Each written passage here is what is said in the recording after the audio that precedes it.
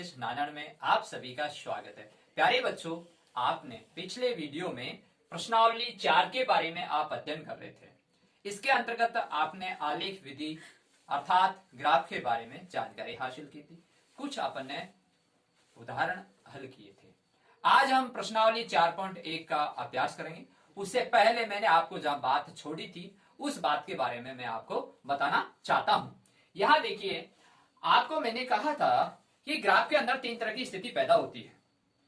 प्यारे बच्चों, पहली स्थिति इस तरह की होती है जहां हम कहते हैं प्रतिच्छेदी रेखाएं। आपने पूर्व कक्षा 9th में अध्ययन करके आए थे और वहां पर भी इस तरह की स्थिति आपने देखी थी। यहां प्यारे बच्चों देखिए, प्रतिच्छेदी रेखाएं जहां अपन x और y के मान ज्ञात करते हैं, तो इसका मतलब यह है कि इसका अद्वितीय हल है। ठीक है, इसका मतलब क्या है? अद्वितीय हल है, अद्वितीय हल। ठीक है प्यारे बच्चों, ये अब बात अगले करते हैं। ये पहला टॉपिक, ये दूसरा। यहां देखिए, दूसरे अंतर्गत आपने जाना था समानांतर रेखाएं कि दोनों बराबर रेखाएं चल रही हैं। जब दोनों समानांतर रेखाएं चल रही हैं तो वहां उस समीकरण का मान नहीं निकलता है। तो क्या कहेंगे? इसका कोई हल नहीं है, इसका कोई हल नहीं है, कोई हल नहीं है। ठीक है प्यारे बच्चों, इस समीकरण का कोई हल नहीं है क्योंकि वो समानांतर रेखाएं चल रही हैं, बराबर चल रही हैं। वहां कैसे मान निकाला जाए? नहीं निकलता है, उस समीकरण का कोई हल नहीं है। तीसरी स्थिति यह है कि एक स्थिति ऐसी आती है कि दूसरी रेखा उसकी ओर ही आती है और पहली वाली रेखा भी उसकी ओर ही आती है, जैसे यहां देखिए, और ये आपस में इसके ऊपर और ये इसके ऊपर, यानी एक रेखा दूसरी रेखा को ढक लेती है। उन्हें समपाती रेखाएं कहते हैं। तो ऐसे समीकरण के अनेक हल होते हैं। क्या होते हैं प्यारे बच्चों? अनेक हल होते हैं, अनेक हल होते हैं। ठीक है, अब यहां आपने ये जाना कि प्रतिच्छेदी रेखाएं, समानांतर रेखाएं, समपाती रेखाएं, ये आपने कक्षा 9th की जो पाठ्य पुस्तक है उसके अंतर्गत भी आपने अध्ययन किया था। अब अपन इन प्रश्नों के आधार पर जब प्रश्न हल करेंगे तो और समझ में आएगा।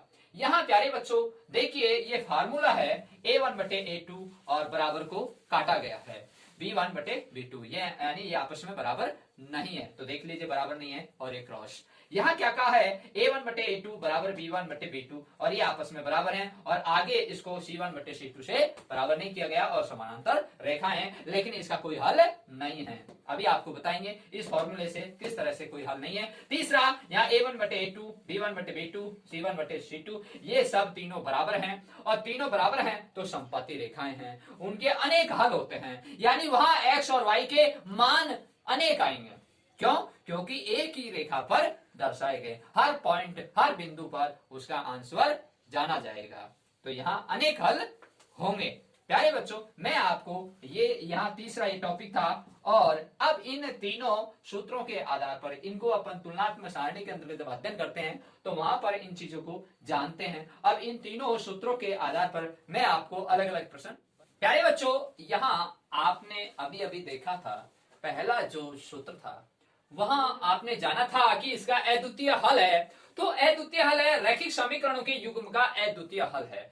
जब अपन अद्वितीय हल देखते हैं तो यहां पूछा गया है p के मान के लिए। तो आपको जब ये चीज पता है अद्वितीय हल है तो यानी प्रतिच्छेदी रेखाएं हैं। जब प्रतिच्छेदी रेखाएं हैं तो अपन को ज्ञात है a1 बटे a2 और बराबर किया और इसको क्रॉस यानी काटा और b1 बटे b2। ठीक है, और इसका मतलब प्रतिच्छेदी रेखाएं और अद्वितीय हल का ये सूत्र है। इसके आधार पर ये प्रश्न होगा। अब देखिए प्यारे बच्चों, यहां ये जानेंगे, ये फर्स्ट समीकरण है और ये सेकंड समीकरण है। यहां लिख देता हूं फर्स्ट समीकरण और ये सेकंड समीकरण। जो पहले लिखी जाती है वो प्रथम समीकरण, जो दूसरे लिखी जाती है वो द्वितीय समीकरण है। ठीक है, अब प्यारे बच्चों यहां ये जानेंगे हम, यहां a बराबर क्या है, b बराबर क्या है, c बराबर क्या है, a2 बराबर क्या है, b2 बराबर क्या है और c2 बराबर क्या है। ये a1 है, ये b1 है। मैं यहाँ हल्का हल्का सा चिन्ह लगा देता हूं एक का, और यहां आप जान गए होंगे ये एक है, ये a1 b1 c1, a2 b2 c2, ये इंपॉर्टेंट चीज है। यहाँ देखिए प्यारे बच्चों, यहाँ x का गुणांक a है, y का गुणांक p है और 8 का अक्षर पद लिखा हुआ है और यहाँ c है। a b c। अब बात ये आती है a1 b1 c1 क्या है।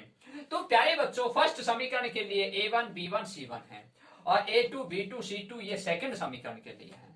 ठीक है, कोई दिक्कत नहीं। जहां फर्स्ट समीकरण है तो 1 लिखा हुआ है और सेकंड समीकरण है वहां 2 लिखा हुआ है। तो a1 यानी 4 हो गया, b1 या p हो गया, c1 या 8 हो गया, यहाँ a2 2 हो गया, यहाँ b2 2 हो गया और यहाँ c2 2 हो गया। ठीक है प्यारे बच्चों, तो यहाँ a b c, तो यहाँ दो दो नजर आ रहे हैं, कंफ्यूजन नहीं होना है। यहाँ a है, यहाँ b है, यहाँ c है, तो अपने को जो गुणांक जो लिखा हुआ है उसी को लिखना है, x का गुणांक, y का गुणांक और ये c है जो लास्ट का अचर पद है। ठीक है, अब प्यारे बच्चों इस तरह से आपने मान रख लिए। अब इस फॉर्मूले में अपन मान रखेंगे a1 ये लिखा हुआ। ठीक है, अब 4 लिख दिया, यहाँ a2 क्या है 2 है और ये बराबर का आपने काटा, यहाँ b1 क्या है p है, यहाँ b2 क्या है 2 है। अब प्यारे बच्चों ये ऐसे क्रॉस गुणा होते हैं, तो यहाँ 2p ये इससे गुणा हुआ और ये इससे गुणा हुआ। ठीक है, अब p का भाग यानी कि p का मान निकालना है तो p से गुणांक 2 है तो नीचे चला जाएगा यानी भाग लग जाएगा और ये 2, अब ये 2 से 2 कट गया तो p का मान क्या आ गया प्यारे बच्चों 4। तो इस तरह से ये उत्तर प्राप्त हो चुके हैं। तो यहाँ p के मान के लिए रैखिक समीकरणों का युग्म अद्वितीय हल है, तो हम इस तरह से p के मान ज्ञात कर सकते हैं। तो आपको जो चीज यहाँ लिखी है उसका फार्मूला लगाया, उसे अपन ने ज्ञात किया। अब प्यारे बच्चों आप समझ गए होंगे, तो यहाँ p का मान क्या आ गया 4। प्यारे बच्चों अब प्रश्न नंबर 2 देखिए, इस तरह के एग्जाम में अगर प्रश्न पूछ लिए जाए तो अपन कैसे हल करें। यहाँ m और n का मान ज्ञात कीजिए ताकि निम्न समीकरण के युग्म अनंत हल हो। क्या शर्त दी हुई है? अनंत हल। मैंने कहा प्यारे बच्चों अद्वितीय हल, कोई हल नहीं। तीसरा आपको बताया था अनेक हल यानी अनंत। ठीक, अब आपको ज्ञात होगा कि इसमें तीसरा फॉर्मूला लगेगा, क्या a1 बटे a2 बराबर b1 बटे b2 बराबर c1 बटे c2 और अनेक हल। ठीक है प्यारे बच्चों, अनेक हल यानी कि समपाती रेखाएं। ठीक है प्यारे बच्चों, समपाती रेखाएं। ठीक है ना, इस तरह से अब आपको ज्ञात जानकारी मिली। अब प्यारे बच्चों यहाँ देखिए, अपन यहाँ a1 बराबर क्या है, b1 बराबर क्या है और c1 बराबर क्या है। देखिए a1 बराबर तो यहाँ x का गुणांक है 2m1 और यहाँ y का गुणांक 3 है तो यहाँ 3 है, b1 और c का अचर पद है ये -5। फिर a2 बराबर क्या है, फिर b2 बराबर क्या है, फिर c2 बराबर क्या है। a2 बराबर x का गुणांक 3 है और y का गुणांक n-1 है प्यारे बच्चों। ठीक है, ये कोष्टक लगा दिया है और c2 बराबर यहाँ -2 लिखा हुआ है जो अचर पद है। ठीक है, अब देखिए हमारा ये जो फॉर्मूला है इसके अंतर्गत इसको रखना है। ठीक है, ये देखिए यहाँ a1 आ गया, a2 आ गया, b1 आ गया, b2 आ गया, अब आपको इसमें रखना है। ठीक है, कोई दिक्कत नहीं। मैंने कहा ये फर्स्ट समीकरण और ये सेकंड समीकरण, इसको फर्स्ट समीकरण कहते हैं प्यारे बच्चों, इसको सेकंड समीकरण कहते हैं। ठीक है, तो सेकंड समीकरण a2, तो सेकंड समीकरण में a2 b2 c2। यस, अब देखिए यहाँ आपने मान रखा, ये देखिए 2m, मैं यहाँ लाइन खींच देता हूं जिससे कि आपको क्लियर तस्वीर दिखाई दे। 2m-1 बटे a2 3 बराबर फिर b1 3 बटे n-1। ठीक है, ये कोष्टक में कर देता हूं। ठीक है प्यारे बच्चों, तो अपन को अच्छी तरह समझ में आए।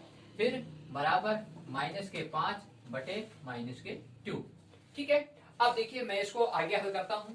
ये कोष्टक खोला, 2m-1 बटा 3 बराबर 3 बटा n-1 और बराबर 5 बटा 2। ये 5 बटा 2 कैसे हुआ?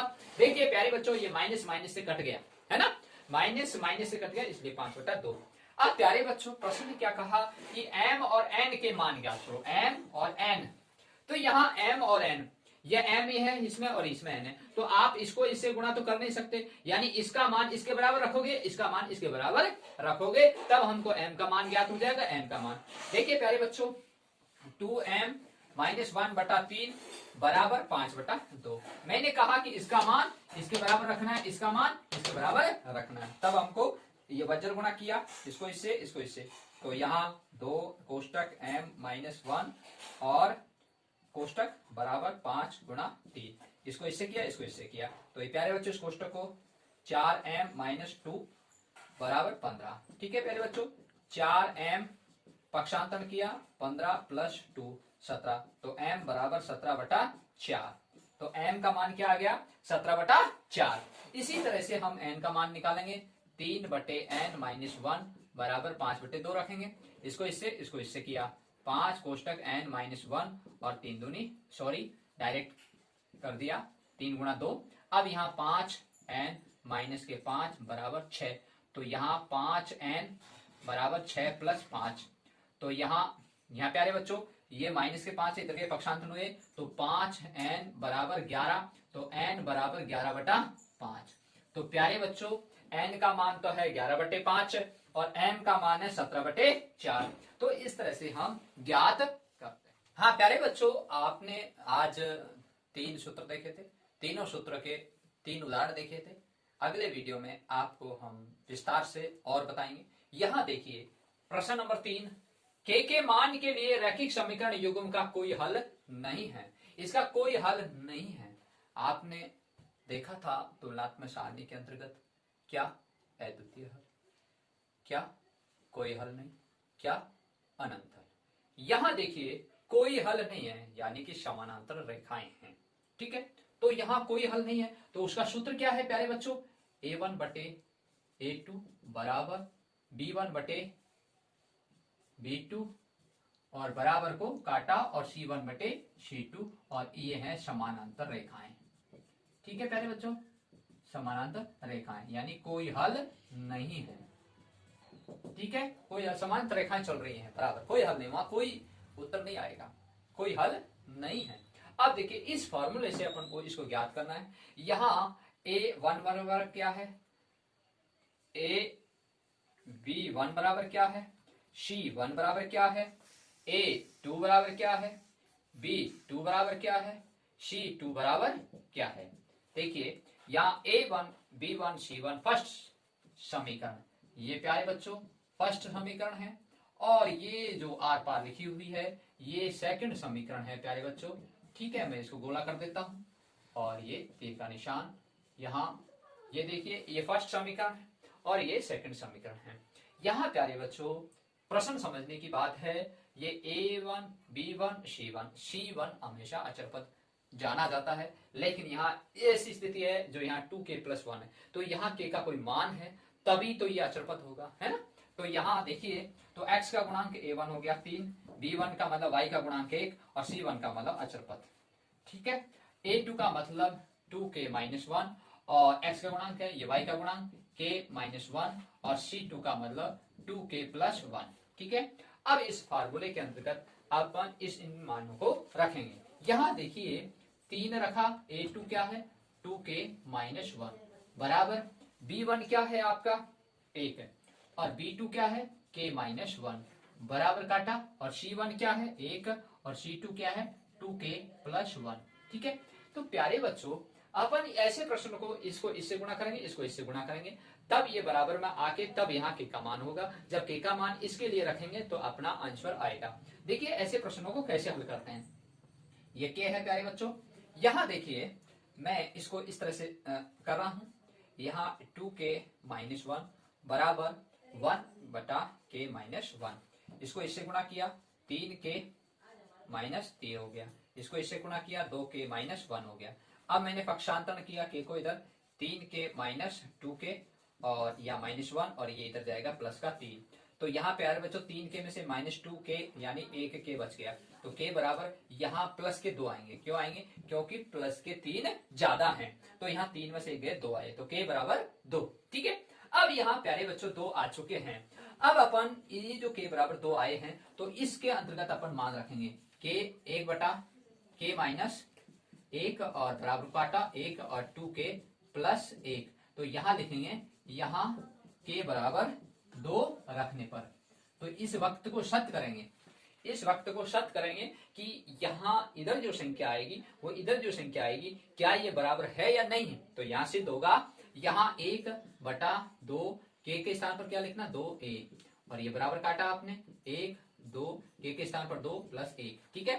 तो यहाँ 1/1 हो गया और ये बराबर में, और यहाँ 1/4 और 1 5, तो 1/5 हो गया। देखिए कैसे हुआ। यहाँ प्यारे बच्चों यहाँ पर के का मान 2 रखने पर, तो आपने के का मान 2 रखा, तो यहाँ 2 में से 1 गया, 1 आया, 1 का भाग 1 में दिया, 1 आया। यहाँ बराबर है, यहाँ के स्थान पर 2 रखा, ये गुणा है, 2 दूनी 4 है, 4 प्लस 1 है, तो प्लस 1 जोड़ा 5, तो 1/5 ये बराबर। तो यहाँ बराबर में 1 है और यहाँ 1/5, तो यहाँ 1 है, 1/5 नहीं है। तो यहाँ ये सिद्ध होता है यहाँ के बराबर 2 है, तो यह इसका कोई हल नहीं है। तो इसके आंसर आ चुके हैं। इस तरह से हम तीनों सूत्रों के आधार पर हमने ये जानकारी हासिल की और किस तरह से मान निकालते हैं। तो मैं प्यारे बच्चों आपको दोबारा बता रहा हूं कि अद्वितीय हल, प्रतिच्छेदी रेखाएं, अनेक हल। तो आपका जो तीसरा पॉइंट है अनेक हल, यानी कि A1/A2, B1/B2, C1/C2 यानी बराबर, उसके अनेक हल है। अब जब हम अनेक हल है और जब हम दूसरा सूत्र पढ़ते हैं वहां पर आप क्या देखते हैं, कोई हल नहीं है, अर्थात कि समानांतर रेखाएं, यानी कोई हल नहीं है, वहां समानांतर रेखाएं हैं, और जहां अनेक हल है वहां समपाती रेखाएं हैं। तो इस तरह से हम इन तीनों सूत्रों के आधार पर आपने ये तीनों सवाल हल किए। सभी बच्चों को धन्यवाद।